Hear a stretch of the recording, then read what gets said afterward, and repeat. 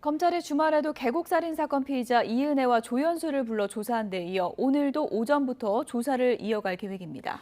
줄곧 진술을 거부해왔던 이은혜는 최근에 태도가 조금 달라진 걸로 알려진 상황인데요.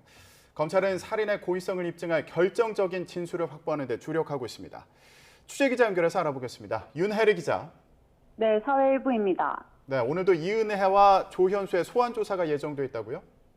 네, 그렇습니다. 검찰은 지난 주말에 이어 오늘도 이은혜와 조현수를 불러 강도 높은 조사를 이어갈 예정입니다. 앞서 이은혜는 검거된 이후 검찰 조사에서 변호인이 없다는 이유로 줄곧 진술을 거부하는 등 비협조적인 태도를 보여왔습니다.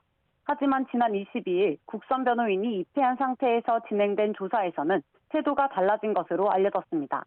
이은혜가 입을 열기 시작하면서 조사가 원활하게 진행됐다는 겁니다.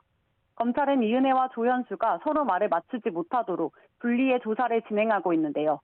상대방이 어떤 진술을 하는지 확인이 불가능한 상황에서 자신에게만 불리한 정황이 나올 것을 우려해 이은혜가 태도를 바꾼 것으로 보입니다.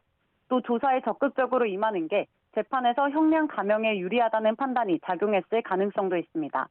반면 조현수는 지난주까지 변호인이 입회하지 않은 채 혼자 조사를 받은 것으로 알려졌습니다.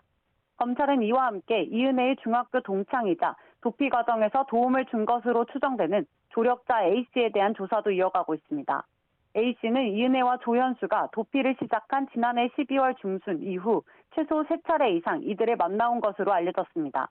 검찰은 A씨가 피의자들의 공개 수배 사실을 알고도 도왔다면 범인 은닉, 도피죄 혐의를 적용할 수 있을지도 살펴보고 있습니다.